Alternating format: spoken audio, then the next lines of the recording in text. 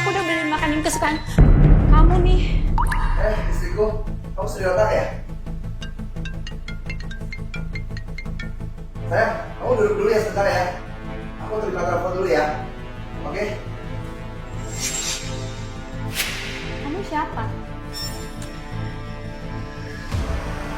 Aku sekretaris direktur nih. Kalau nggak salah, kamu ini istrinya ya? Iya, aku istrinya. Bukannya gimana ya? Tapi kamu lihat deh penampilan kamu ini. Kampungan banget. Kamu baru pulang dari desa ya? Kok cocok banget sama direkturku yang karirnya cemerlang, ganteng lagi. Kok bisa ya dia nikah sama perempuan kayak kamu ini? Bukan gitu ya? Bukan gitu apanya? Aku kasih tahu kamu. Malam ini direktur tim ada dinner sama bos-bos besar. Dan katanya dia cuma ngajak aku doang. Jadi mungkin malam ini nggak akan pulang. Oh gitu ya? Ya iyalah, di luar ada banyak makanan enak. Kalau kamu doang mah, direktur King juga udah bosan kali. Aku ini orangnya agak terobsesi dengan masalah kebersihan ya.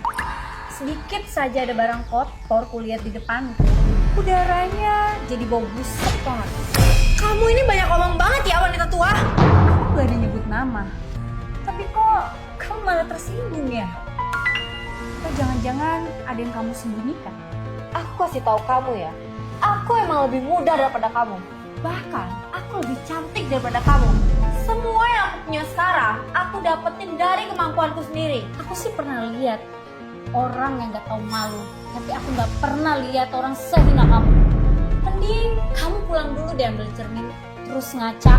Lagian cowok mana yang tertarik dengan model cewek macam kamu? Kamu itu gak bisa kelihatan di tempat yang terang. Harusnya tuh kamu tinggal di tempat yang gelap dan lembab. Aku peringatin kamu ya. Jangan pernah ada niatan aneh-aneh.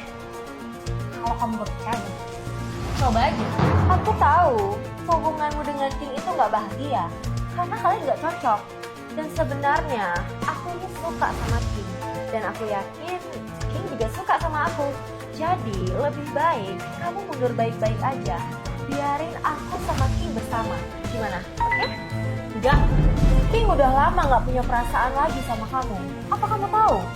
Dan untuk apa? Kamu memaksakan orang yang udah nggak cinta sama kamu untuk berada di samping kamu untuk jadi peliharaan. Lagian, aku juga nggak menginginkan uang dan nama. Aku cuma mau King aja. Apa kamu nggak bisa inisiatif untuk mundur dan merestui kami? merestui kamu. Atas dasar apa? Aku mencintai dia.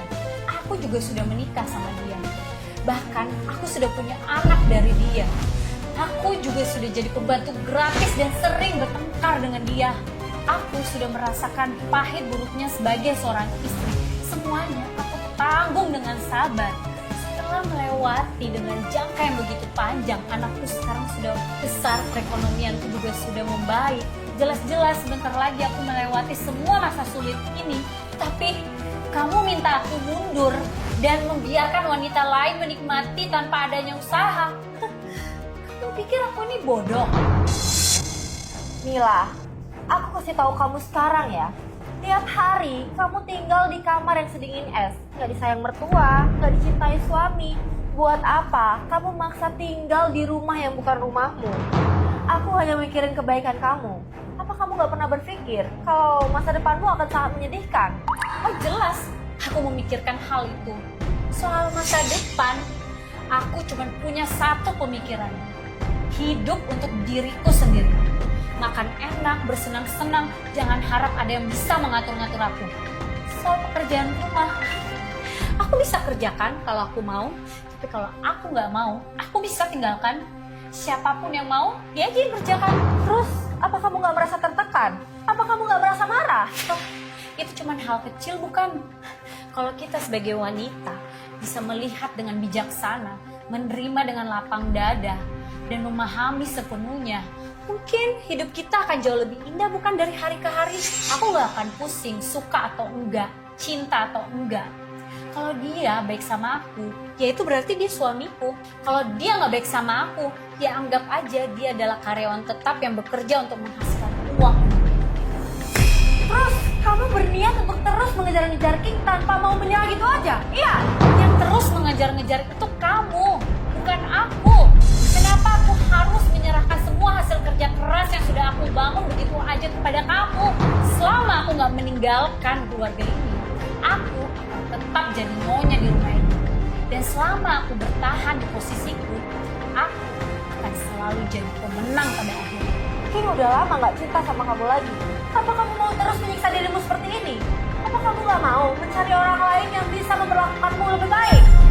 Aku gak berpikir ya kalau orang selanjutnya itu akan jauh lebih baik atau enggak. Aku cuma takut keluar kandang harimau, masuk ke lubang buaya. Dan aku gak mau anakku memanggil orang lain sebagai ibu-ibu. Asal kamu mau menyerah, kamu gak perlu khawatir. Aku akan memperlakukan anakmu seperti anak kandungku sendiri. Aku kasih tahu kamu dengan jelas ya. Demi anakku, aku akan mempertahankan posisiku. Selama aku nggak turun tahta, kamu selamanya akan diselir. Kamu perempuan yang suka berhayal kayak kamu ini nggak akan bisa ngalahin istri saya yang dinikahi secara resmi. Dan perempuan modelan kayak kamu ini nggak akan bisa dapetin apa yang kamu mau. Kamu wanita tua, berani-beraninya kamu bilang aku selir. Dan berani-beraninya kamu bilang aku gak akan dapetin apa yang aku mau. Coba kamu bilang lagi, berani gak? Hentikan Sandra! Direktur King, wanita tua ini menindas aku. Cobalah kalau kamu berani ngomongin istriku satu kata lagi. Direktur King, wanita tua ini di mana bagusnya sih? Emangnya apa kurangnya aku daripada dia? Atur posisi kamu yang benar. Kerjakan yang seharusnya kamu kerjakan di perusahaan ini. Direktur King, jelas-jelas tadi istrimu yang kampungan ini yang ngomong-ngomong ke aku. Kamu gak bisa bedain yang mana yang salah dan mana yang benar. Kamu kok malah belain istrimu yang kampungan ini sih? Dia ini istriku. Kalau aku nggak belain dia, masa aku belain kamu? Oke, mulai besok kamu sudah tidak perlu masuk kerja lagi. Oke?